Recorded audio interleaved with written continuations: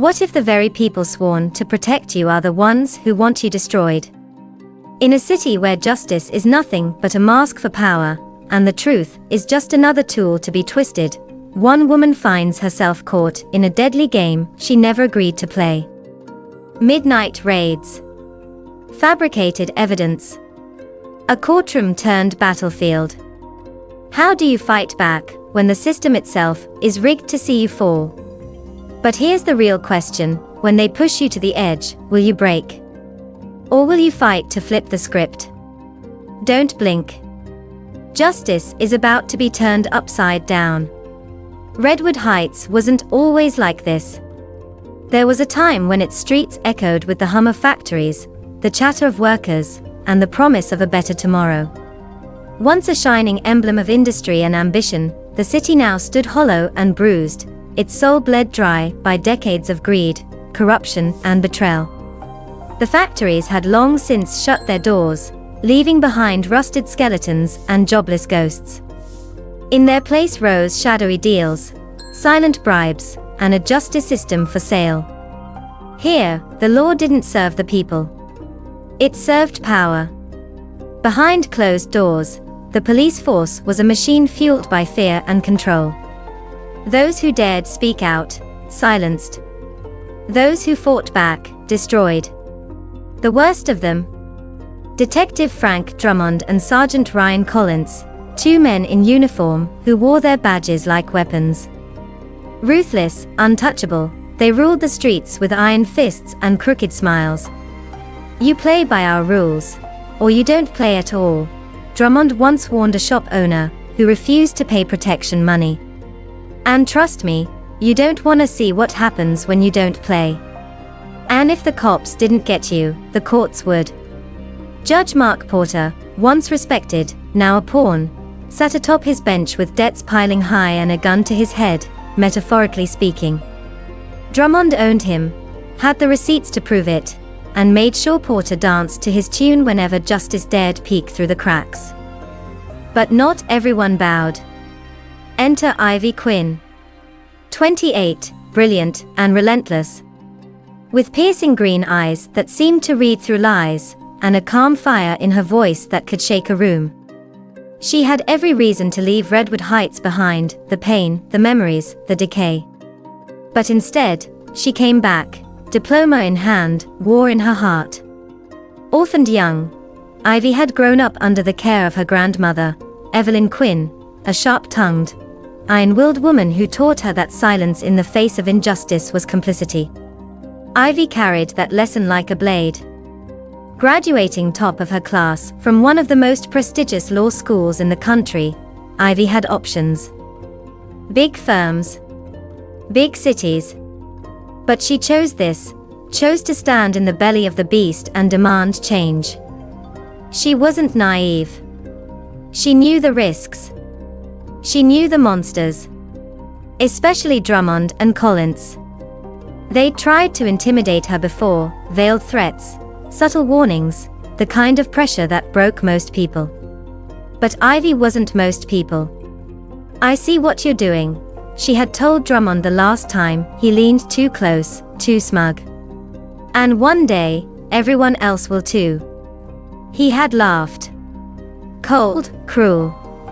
You think the truth matters here, sweetheart? In this city, we are the truth. But even power has cracks.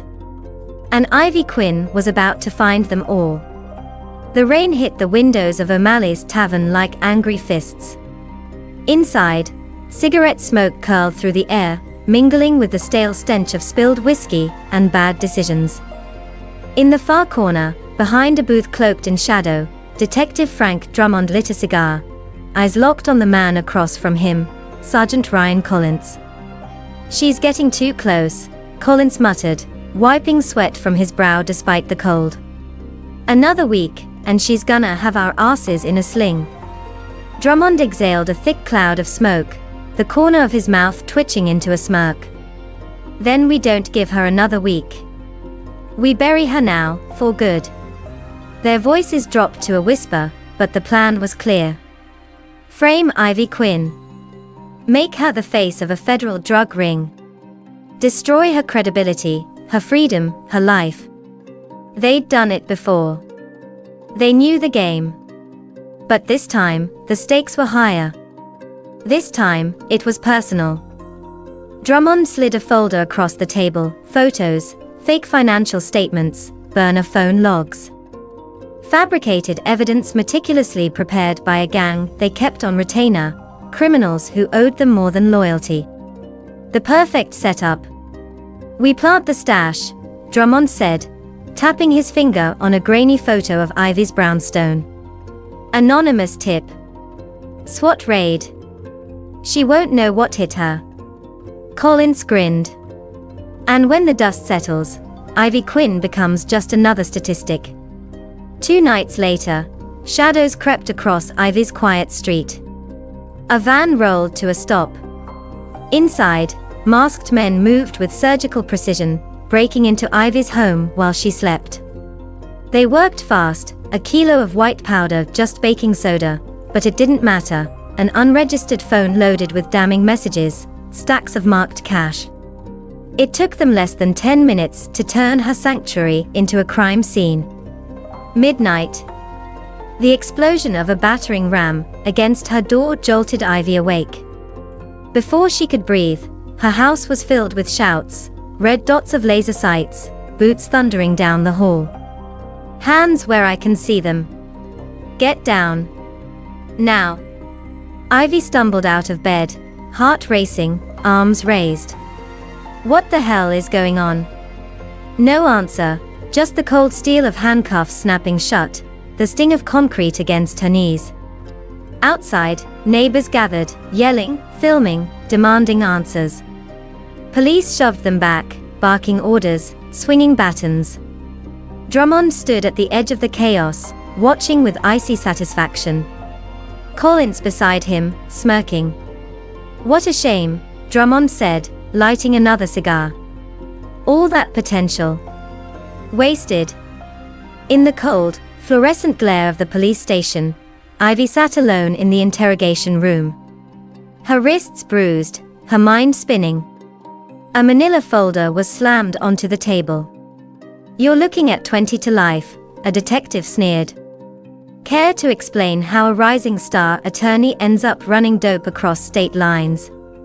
Ivy stared at the fake evidence, rage and fear battling in her chest. "This is a setup. You know it. I know it. Good luck proving that in court," he spat, slamming the door on his way out. At the arraignment, Judge Mark Porter barely looked at Ivy as he denied her bail. His voice was flat, detached, as if reading from a script. "Given the severity of the charges and flight risk, bail is denied." Ivy's eyes locked onto his, searching for any flicker of humanity. There was none, just guilt and fear, buried beneath a polished robe. The next morning, headlines screamed across every front page. Ivy Quinn, from legal prodigy to drug queen pin. Her face plastered under bold letters, her reputation shredded in hours. Behind bars, the walls closed in. She was isolated. Alone. But not broken. Not yet. "They want me to fall," she whispered in the darkness of her cell. "Let's see what happens when I rise instead." Outside the cold stone walls of the Redwood Heights Detention Center, a storm was brewing, and this time, it wasn't under Drummond's control. Evelyn Quinn stood at the front of the crowd, frail in frame but towering in spirit. Her voice, amplified through an old megaphone, cracked the morning silence like thunder. "My granddaughter is not a criminal," she shouted. "She's a fighter, and she's been framed by the very people who swore to uphold the law." Dozens of faces surrounded her, neighbors, former clients, college friends of Ivy's, their signs raised high. "Justice for Ivy Quinn. Investigate the police. Truth over power." It started small. A few protesters, a few angry voices. But Evelyn refused to back down. She took to every corner of the city, speaking on radio shows, calling into newsrooms, knocking on doors. Her words ignited something raw, something real. Within days, the crowd outside the jail tripled. Pressure mounted. The mayor's office issued a weak statement, promising to review the circumstances. But the people wanted more. And they weren't alone. A group of independent journalists, freelancers who had long been shut out of mainstream media, started digging. And what they found didn't add up. Missing bodycam footage. Unclear chain of custody on evidence. Conflicting timestamps. Redwood Heights had long buried its secrets. But now, those secrets were clawing their way to the surface. In the dim light of the evidence room, Officer Olivia Hernandez flipped through Ivy's case file with a sinking feeling in her gut. Something was wrong. The warrant. Rushed, sloppily signed. The supposed phone linking Ivy to a cartel. Logged into evidence before the raid had even occurred. Her hands trembled as she turned to the chain of custody logs. Someone had altered them. The ink was fresh. The signatures, forged. Olivia swallowed hard, her breath catching. She wasn't supposed to see this. But now she had.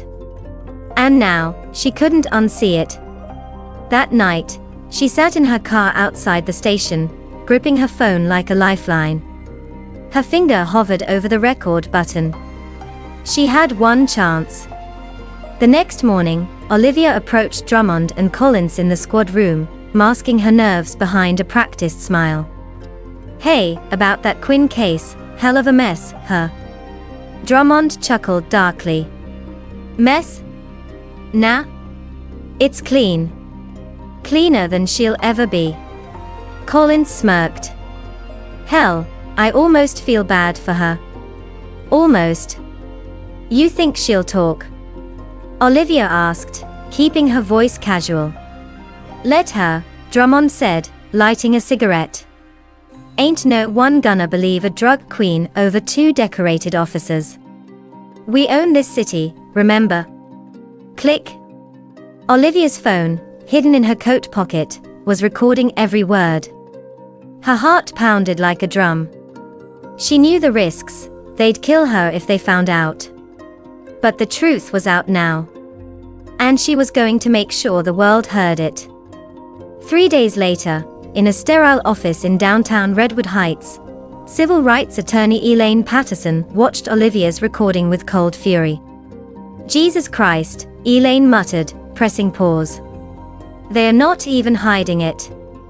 A veteran in the fight against systemic abuse, Elaine had seen her share of injustice, but this was something else. This was rot, bone deep and unchecked. She reached for her phone. "Get me Glenn Winters," she said. "And tell him we're going to war."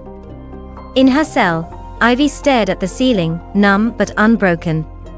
She had no idea that outside these walls, an army was rising. Not with guns. With truth. And she would be ready. "You can cage me," Ivy whispered to the darkness. "But you'll never silence me." The courtroom buzzed with anticipation, reporters crammed into the back rows, their fingers poised over keyboards, cameras flashing like lightning. Every seat was filled. Every eye trained on one woman. Ivy Quinn. Dressed in a simple gray suit, wrists still marked from cuffs, she sat tall and unyielding. Her gaze swept the room, calm, defiant. The bailiff's voice rang out, "All rise. Court is now in session." Judge Mark Porter took the bench, face blank as stone.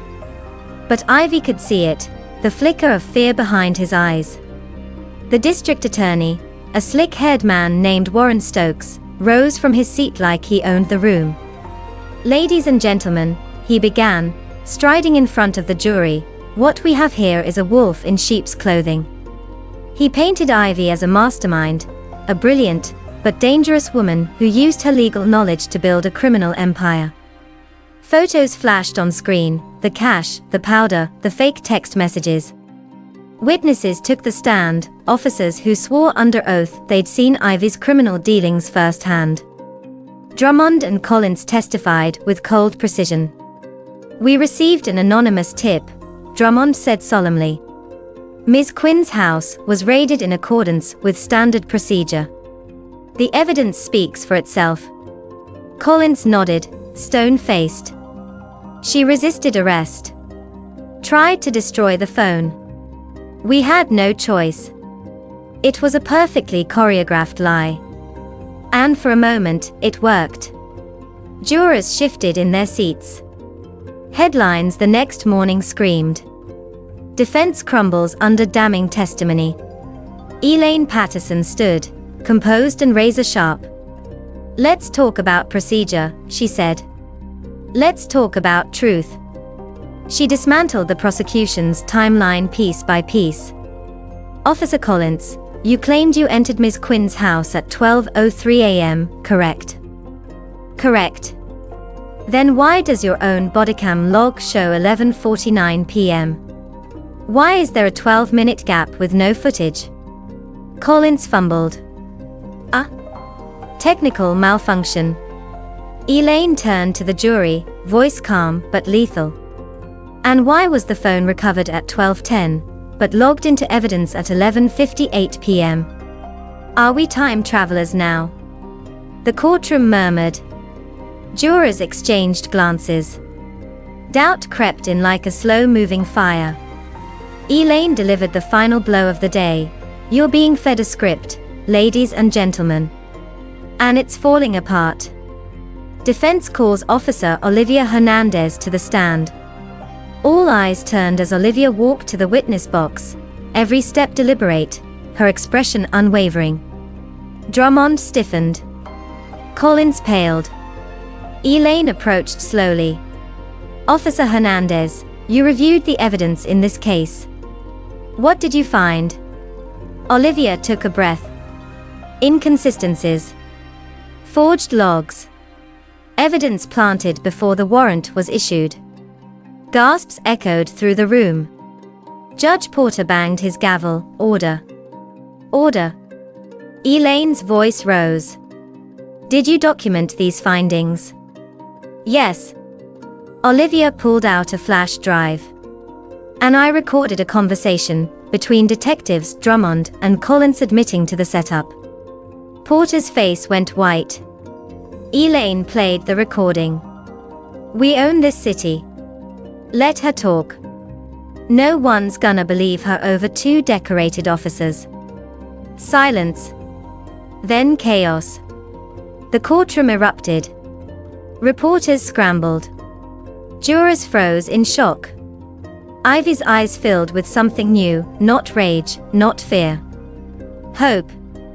Elaine stood once more, calm amidst the storm. "Your Honor, we request an immediate forensic analysis of the alleged narcotics." Porter hesitated, then nodded. "Granted." The result came that afternoon. The expert took the stand. The substance recovered was not cocaine. It was baking soda. The jury audibly gasped. The prosecution's table was in shambles. Stokes dropped his pen. Drummond whispered curses under his breath. Elaine turned to the jury. There was no drug ring. No evidence. Only lies, manipulation, and a conspiracy to destroy an innocent woman. The jury's verdict would come tomorrow. But in that moment, everyone knew the tide had turned. Drummond and Collins couldn't speak. Couldn't move. They had built the perfect trap. And now they were the ones caught inside it. The courtroom held its breath. 12 jurors filed in, their faces pale, eyes wide with the weight of truth. Ivy Quinn stood, her fingers clenched tightly around the edge of the defense table. Elaine Patterson placed a steady hand on her shoulder. Silence stretched long and suffocating. The foreman rose. In the case of the state versus Ivy Quinn, we find the defendant. A pause. A heartbeat. Not guilty. The room exploded. Cheers erupted, people leaping from their seats, hands clapping, voices crying out Ivy's name. Reporters shouted over each other, flashbulbs blinding. Evelyn Quinn wept openly in the gallery, clutching her chest. Ivy didn't move. For a long moment, she just stood there, frozen, as if her mind couldn't accept it, freedom. Then she breathed. Deep. Real. Free. Drummond sat in stunned silence, jaw tight, face drained of color. Collins muttered under his breath, staring blankly ahead. Judge Porter's gavel slammed down repeatedly, order. I demand order. But his voice was lost in the roar. Then, it happened. The courtroom doors burst open. A squad of agents swept in, dark suits, badges raised. FBI. Hands in the air. Gasps shot through the room. Drummond bolted to his feet. What the hell is this? An agent approached him, voice like steel. Frank Drummond, you're under arrest for conspiracy, evidence tampering, and obstruction of justice. You can't be serious. Click. Cuffs locked around his wrists. Collins staggered back, but two agents grabbed him, forced him to the ground. Porter tried to rise from the bench, but a third agent was already there. Judge Mark Porter, you are under federal investigation. Please come with us. I didn't. Save it for your attorney. Shock turned to chaos. Reporters shouted questions, the crowd surged forward. Ivy watched it all, the collapse of power, the fall of giants. The very men who tried to silence her now dragged away, powerless. Elaine leaned in, her voice soft.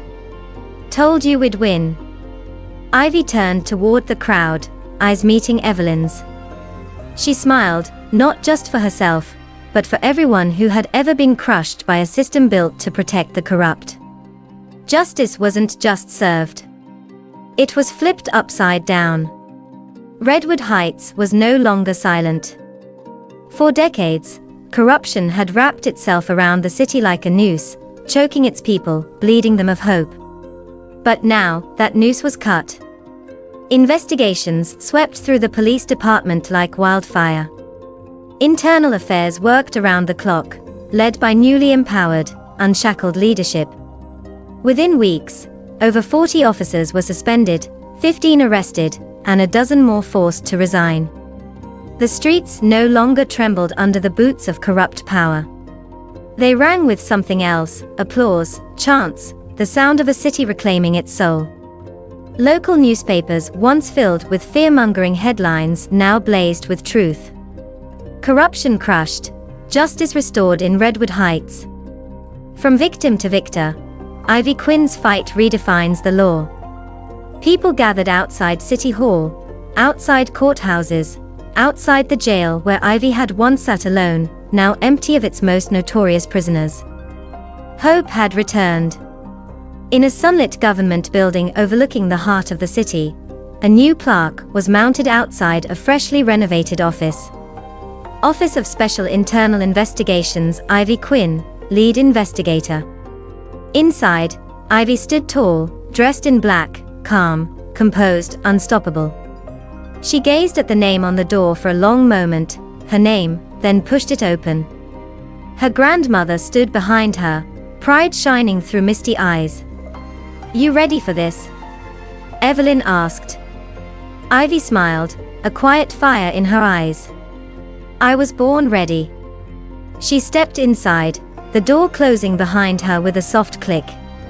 The system had tried to bury her. Now, she would rebuild it. From the inside. For good. Justice isn't perfect. It's flawed, vulnerable, and far too often twisted by those who fear it most. But no matter how dark the system becomes, no matter how deep the corruption, how brutal the betrayal, truth doesn't die. It waits. It endures. And when the right people stand up, refuse to be silenced, and fight with everything they have, truth rises. Ivy Quinn was nearly destroyed by the very law she swore to protect. Olivia Hernandez risked everything, career, safety, her life, to expose the rot inside the badge. Together, they didn't just survive. They changed everything. This story isn't just about Ivy or Olivia. It's about all of us. Because as long as there are people brave enough to speak out, to fight back, to believe in the power of truth, justice, no matter how long denied, will always find a way to win.